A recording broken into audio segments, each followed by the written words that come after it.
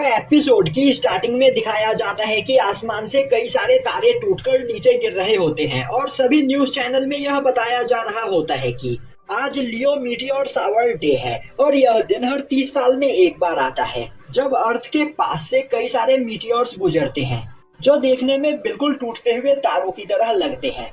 और इस दिन को सभी लोग अपनी फैमिली के साथ काफी खुशी से सेलिब्रेट करते हैं। अब हमें दिखाया जाता है कि रोड के किनारे सभी लोग अपनी फैमिली के साथ रात के समय टूटते हुए तारों को देखने के लिए काफी ज्यादा एक्साइटेड होते हैं। तभी हमें हमारे मेन कैरेक्टर को दिखाया जाता है जो कि काफी तेजी से भागते हुए कहीं जा रहा होता है। वहीं पर वह बहुत ही ज्यादा परेशान होता है और बोल रहा होता है कि मुझे नहीं समझ में आ रहा कि अब मुझे यहाँ पर क्या करना चाहिए। और अब हमें दिखाया जाता है कि हमारा मेन कैरेक्टर भागते हुए एक हॉस्पिटल में आता है जहाँ पर एक डॉक्टर उसे बताता है कि उसकी मदर के पास अब बस यहाँ पर 1 महीने का ही टाइम बचा हुआ है और 1 महीने के अंदर ही उसकी मदर मारी जाएगी। यह सुनते ही मेन कैरेक्टर गुस्से में डॉक्टर का कॉलर पकड़ते हुए बोलता है, यह तुम क्या बकवास कर रहे हो?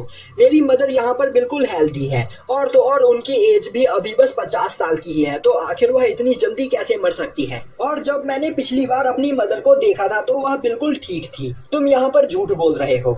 तभी डॉक्टर बोलता है, आजकल के बच्चे अपने पेरेंट्स का बिल्कुल भी ख्याल नहीं रखते हैं और जब उन्हें ऐसी बात पता चलती है तो वह तुम्हारी ही तरह पैनिक हो जाते हैं। मुझे तुम्हारे जैसे इंसान बिल्कुल भी पसंद नहीं। यह सुनकर मेन कैरेक्टर को काफी ज्यादा गुस्सा आता है। तभी डॉक्टर हमारे मेन कैरेक्टर को बताता है कि तुम्हारी मदर को यहाँ पर पिछले 20 सालों से एक काफी खतरनाक बीमारी है और उन्होंने कभी भी तुम्हें इस बारे में पता नहीं चलने दिया। इसका यह मतलब नहीं कि वह बिल्कुल हेल्दी है। यह सुनते ही मेन कैरेक्टर के होश उड़ जाते हैं। तभी डॉक्टर बोलता है, तुम्हारी मदर पिछले 20 सालों से बिना अपनी बीमारी का इलाज करवाए बस पेन किलर खाकर अपने पेन को कम करने की कोशिश कर रही थी। और मैं तो यहाँ पर यह देखकर हैरान हूँ कि आखिर तुम्हें तुम्हारी मदर की बीमारी के बारे में पता कैसे नहीं चला। तुम सच में बहुत ही ज्यादा लापरवाह इंसान हो और मुझे तुम जैसे इंसानों से यहाँ पर सबसे ज्यादा नफरत है। अब यह सुनकर मेन कैरेक्टर उसी जगह पर बैठकर वहाँ पर रोने लगता है। तभी डॉक्टर बोलता है, तुम्हारी मदर की हालत यहाँ पर बहुत ही ज्यादा खराब है और उनकी कंडीशन के हिसाब से आज से 5 साल पहले ही वह मर जाती, पर अपनी विल पावर की वजह से वह अब तक जिंदा रही और अब यहाँ पर बस उनके पास 1 महीने का ही टाइम बचा हुआ है। तो मैं तुम्हें यहाँ पर यही सलाह दूंगा कि इस 1 महीने में तुम अपनी मदर के साथ रहो। अब डॉक्टर से बात करने के बाद हमारा मेन कैरेक्टर अपनी मदर के पास आता है और उनके बगल में बैठकर उन्हें देखते हुए सोचने लगता है, मदर के पास अब यहाँ पर थोड़ा सा भी टाइम नहीं बचा है और मैं इन्हें इस तरह मरते हुए नहीं देख सकता हूँ। तभी उसकी नजर वहाँ पर बगल में पड़े हुए एक जैकेट के ऊपर पड़ती है। अब उस जैकेट को देखते ही मेन कैरेक्टर को याद आता है कि मिडिल स्कूल में जब उसने अपनी मदर से जैकेट की मांग की थी तब उसकी मदर ने उसे यही जैकेट ला कर दिया था जो कि एक सेकंड हैंड जैकेट था। और अब उसे याद आता है कि उस जैकेट को देखकर वह अपनी मदर से काफी ज्यादा गुस्सा हो गया था और उन पर चिल्लाते हुए बोलने लगा था कि मदर, आप हमेशा मुझे सेकंड हैंड कपड़े खरीद कर देती हो और यह देखकर मेरे दोस्त मेरा हमेशा मजाक उड़ाते हैं, तो मैं इस तरह के कपड़े नहीं पहनूंगा। यह बोलते हुए वह उस जैकेट को वहाँ पर फेंक कर वहाँ से चला जाता है। पर मेन कैरेक्टर की मदर ने काफी पैसे खर्च करके उस जैकेट को वहाँ पर खरीदा था, इसीलिए उन्होंने आज तक उस जैकेट को अपने पास संभाल कर रखा है। और अब मेन कैरेक्टर को याद आता है कि उसके कुछ ही दिनों के बाद वह अपने कमरे में बैठा गेम खेल रहा होता है। तभी उसकी मदर उसके पास आती है।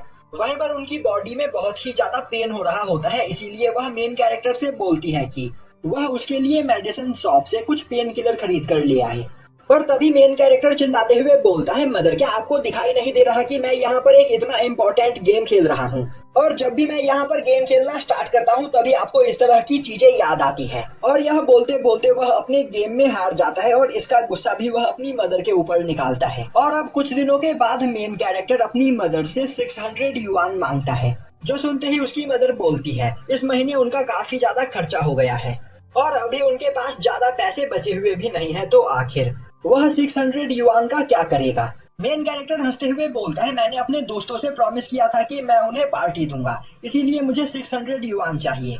जो सुनकर उसकी मदर बिना कुछ बोले उसे देखने लगती है। यह देखते ही मेन कैरेक्टर चिल्लाते हुए बोलता है, मदर, आप क्या चाहती हो कि मेरे दोस्तों के सामने मेरी बेइज्जती हो? वह लोग हमेशा मुझे कुछ ना कुछ ट्रीट देते रहते हैं। अब यह सुनकर उसकी मदर अपने सेविंग के पैसे निकालकर मेन कैरेक्टर को दे देती है। और अब दिखाया जाता है कि प्रेजेंट टाइम में हमारा मेन कैरेक्टर यह सभी पुरानी बातें याद करके रो रहा होता है। वही वह बोल रहा होता है, मैं सच में एक लूजर हूँ। मेरी मदर ने यहाँ पर मेरे लिए सब कुछ किया, पर मैं कभी भी उनकी फीलिंग्स को समझ नहीं पाया। मैं हमेशा बिना बात के अपनी मदर के ऊपर गुस्सा होता रहा, और आज मुझे पता चल रहा है कि मैंने अपनी लाइफ में कितनी बड़ी गलती की। और यह बोलते हुए वह वहाँ पर जोर जोर से रोने लगता है। तभी हमें दिखाया जाता है कि हॉस्पिटल के बाहर से एक टूटता हुआ तारा गुजरता है, और अब अचानक हॉस्पिटल में लगे हुए सभी सीसीटीवी कैमरा ऑफ हो जाते हैं। और तभी अचानक से मेन कैरेक्टर के पीछे काफी ज्यादा मात्रा में पर्पल फॉग आ जाता है, और अब उस पर्पल फॉग के अंदर से निकलकर एक आदमी बाहर आता है। और अब वह मेन कैरेक्टर को रोते हुए देखकर बोलता है, इंसान भी सच में काफी ज्यादा अजीब होते हैं। जब भी उनके पास कोई कीमती चीज होती है तो वह उसकी कदर नहीं करते हैं, पर जब उनसे वह कीमती चीज छिन जाती है तब वह फूट फूट कर रोते हैं। तभी मेन कैरेक्टर हैरानी से उस पर्सन को देखते हुए बोलता है, आखिर तुम हो कौन और आखिर तुम इस जगह पर कैसे आए। अब वह पर्सन अपना इंट्रोडक्शन देते हुए बोलता है, मेरा नाम टेम्पल टेल है और मैं एक फॉलन स्टार हूँ, एक टूटा हुआ तारा जो यहाँ पर तुम्हारी मदद करने के लिए आया हूँ। यह बोलते हुए वह पर्सन दोबारा से फॉग में बदलते हुए काफी तेजी से मेन कैरेक्टर के पास आते हुए बोलता है, मैंने तुम्हें यह कहते हुए सुना कि तुम यहाँ पर अपनी मदर की जान बचाने के लिए कुछ भी करने को तैयार हो, तो क्या तुम अभी यहाँ पर सच बोल रहे थे। मेन कैरेक्टर बोलता है, हाँ मैं यहाँ पर अपनी मदर को ठीक करने के लिए कुछ भी करने को तैयार हूँ। यह सुनते ही टेम्पल बोलता है, तो फिर ठीक है, चलो फिर यहाँ पर कुछ कैलकुलेशन किया जाए। और अब वह काफी जल्दी कई सारे नंबर्स को वहाँ पर कैलकुलेट करता है, और अब वह बोलता है, मेरी कैलकुलेशन यहाँ पर पूरी हुई और कैलकुलेशन का आंसर आया है 44 ईयर्स। यह सुनकर मेन कैरेक्टर को कुछ भी समझ में नहीं आता है। टेम्पल बोलता है, अगर तुम मुझे अपनी लाइफ के 44 ईयर्स दे दो तो मैं यहाँ पर तुम्हारी मदर को ठीक करने के लिए तैयार हूँ। तभी मेन कैरेक्टर गुस्से में खड़ा होते हुए बोलता है, बकवास करना बंद करो। पर अचानक से वह टेम्पल के आर पार हो जाता है, और अब वह सोचने लगता है, क्या मैं यहाँ पर कोई सपना देख रहा हूँ। तभी टेम्पल उसके पीछे से आते हुए बोलता है, क्या मैंने तुम्हें बताया नहीं कि मैं कोई इंसान नहीं बल्कि एक स्टार हूँ जो यहाँ पर तुम्हारी विश को पूरा करने के लिए आया है। तो जल्दी से मेरे सवाल का जवाब दो, क्या तुम अपनी लाइफ के 44 ईयर्स मुझे देकर अपनी मदर को ठीक करना चाहते हो। मेन कैरेक्टर बोलता है, आखिर तुम कहना क्या चाहते हो, मुझे कुछ भी समझ में नहीं आ रहा है। तभी टेम्पल बोलता है, मैं यहाँ पर तुमसे तुम्हारी लाइफ के 44 ईयर्स ले लूंगा, इसके बदले तुम्हारी मदर को यहाँ पर एक नई लाइफ मिलेगी। अब मेन कैरेक्टर खड़ा होते हुए अपनी मदर के पास आता है, और अब वह उन्हें देखते हुए टेम्पल से पूछता है, तो क्या तुम मुझे यह बता सकते हो कि आखिर अभी मेरे पास कितने सालों का लाइफ स्पैन बचा हुआ है। टेम्पल बोलता है, मुझे इस बारे में किसी को भी बताने की कोई भी परमिशन नहीं है, इसीलिए मैं तुम्हें इस बारे में कुछ भी नहीं बता सकता हूँ, पर मैं तुम्हें एक हिंट दे सकता हूँ। एक इंसान के पास नॉर्मल लाइफ स्पैन 66 ईयर्स का होता है, और अभी तुम्हारी एज टोटल 22 साल की है। तो अगर तुम अपने लाइफ के 44 ईयर्स मुझे दे देते हो तो तुम्हारी पूरी लाइफ खत्म हो जाएगी, और फिर तुम यहाँ पर कभी भी मर सकते हो। तो मुझे बताओ, अब यहाँ पर तुम्हें आगे क्या करना है। अगर तुम अपनी मदर की लाइफ बचाना चाहते हो तो तुम्हें यहाँ पर बस एक कॉन्ट्रैक्ट साइन करना है, जिसके बाद मुझे तुम्हारी लाइफ के 44 ईयर्स मिल जाएंगे और तुम्हारी मदर यहाँ पर बिल्कुल ठीक हो जाएगी। और तो और जो भी इस कॉन्ट्रैक्ट को साइन करता है उसकी मौत किसी एक्सीडेंट की वजह से होती है, जिस वजह से उसे मरने का कोई भी डर नहीं रहता है। तो जल्दी से अपना फैसला करो, मुझे बाकी लोगों के पास भी उनकी इच्छाओं को पूरा करने के लिए जाना है। और अगर तुम्हारे अंदर यह करने की हिम्मत नहीं तो मेरा टाइम वेस्ट करना बंद करो, अब मैं यहाँ से जा रहा हूँ। यह बोलते हुए टेम्पल उस जगह से बाहर जाने लगता है। तभी मेन कैरेक्टर चिल्लाते हुए बोलता है, 1 मिनट रुको, मैं यह करने के लिए तैयार हूँ। मैं अपनी मदर को ठीक करने के लिए अपने लाइफ के 44 साल तुम्हें देने के लिए तैयार हूँ, तो अपना कॉन्ट्रैक्ट मुझे दिखाओ। तभी टेम्पल अपने पास से एक डिवाइस निकालते हुए बोलता है, तुम्हें बस इसके ऊपर अपना फिंगरप्रिंट लगाना है, जिसके बाद यहाँ पर हमारा कॉन्ट्रैक्ट पूरा हो जाएगा। अब यह सुनते ही मेन कैरेक्टर उस डिवाइस के ऊपर अपना फिंगरप्रिंट लगा देता है, जो देखते ही टेम्पल हंसते हुए बोलता है, हमारा कॉन्ट्रैक्ट यहाँ पर पूरा हुआ। और अब उस पूरे कमरे के अंदर पर्पल फॉग फैल जाता है। तभी अचानक से मेन कैरेक्टर की आंख खुलती है, और अब वह एक मिरर के पास आते हुए अपने आप को देखने लगता है और बोलता है, क्या मैं अब तक एक सपना देख रहा था। वह जरूर एक सपना ही होगा, आखिर इस तरह की चीजें रियलिटी में कैसे हो सकती है। तभी उस कमरे का दरवाजा खुलता है, और अब एक लड़की कमरे के अंदर आती है, जिसे देखते ही मेन कैरेक्टर हैरान हो जाता है। वहीं वह लड़की बोल रही होती है, आखिर यहाँ पर चल क्या रहा है, मुझे कुछ भी समझ में नहीं आ रहा,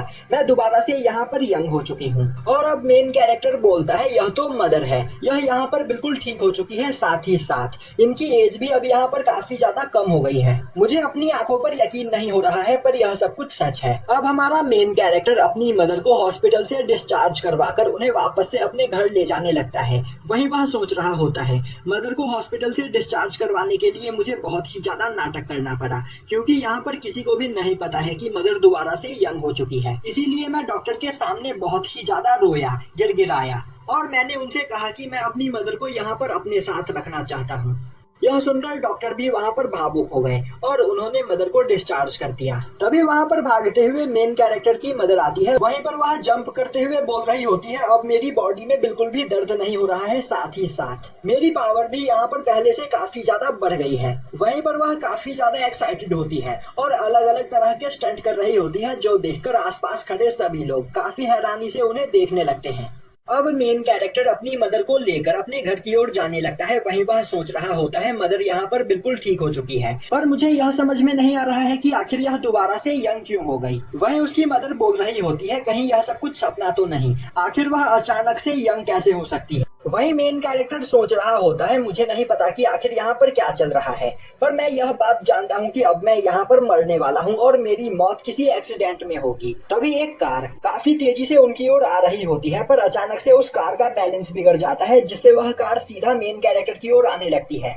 यह देखते ही मेन कैरेक्टर को लगता है अब यहाँ पर उसका टाइम आ गया है और अब वह काफी ज्यादा डर जाता है। पर तभी वह कार एकदम से रुक जाती है और अब उसके अंदर से एक ओल्ड मैन निकलकर बाहर आता है और अब वह चिल्लाते हुए बोलने लगता है, आखिर तुम लोग बीच रोड पर खड़े होकर क्या कर रहे हो? क्या तुम्हें तुम्हारे पेरेंट्स ने नहीं सिखाया कि आखिर रोड किस तरह पार किया जाता है? तभी मेन कैरेक्टर की मदर आगे बढ़ते हुए बोलती है, ओल्ड मैन, क्या तुम्हें यहाँ पर किसी ने यह नहीं सिखाया कि अपनी कार को किस तरह ड्राइव किया जाता है? यहाँ पर हमारी गलती नहीं बल्कि गलती तुम्हारी है, और तो और अभी तुमने हमें मार ही दिया था। यह सुनते ही वह ओल्ड मैन बोलने लगता है, आजकल के बच्चों को सच में बात करने की तमीज नहीं है। यह सुनते ही मेन कैरेक्टर की मदर वहाँ पर उस ओल्ड मैन के साथ बहस करने लगती है, जो देखते ही मेन कैरेक्टर बीच में आते हुए उनकी फाइट को वहाँ पर छुड़वाता है। और अब वह उस ओल्ड मैन से माफी मांगते हुए बोलता है, मिस्टर, यहाँ पर गलती मेरी थी, तो प्लीज मुझे माफ कर दीजिए।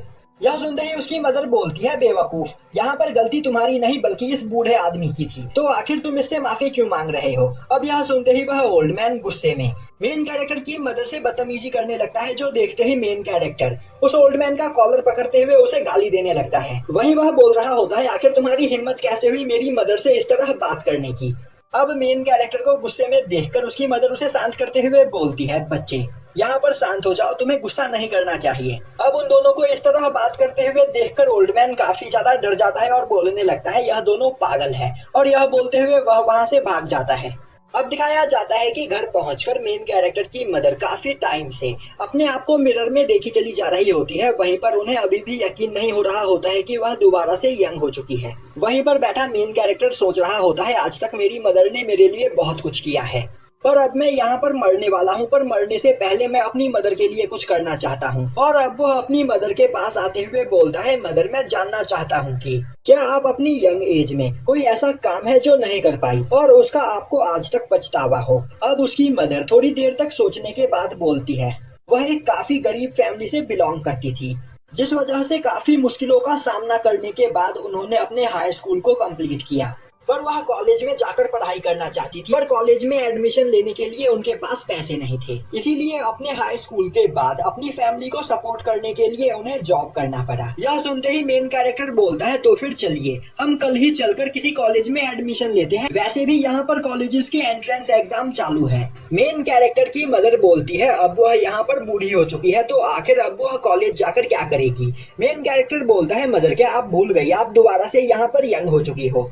तभी उसकी मदर बोलती है, बकवास करना बंद करो, हमारे पास अभी इतने ज्यादा पैसे नहीं है कि हम कॉलेज की फीस को भर सके, और तो और अभी तुम्हें यहाँ पर अपनी पढ़ाई पर ध्यान देना है, तो मेरे बारे में भूल जाओ और अपनी लाइफ को सुधारने में ध्यान दो।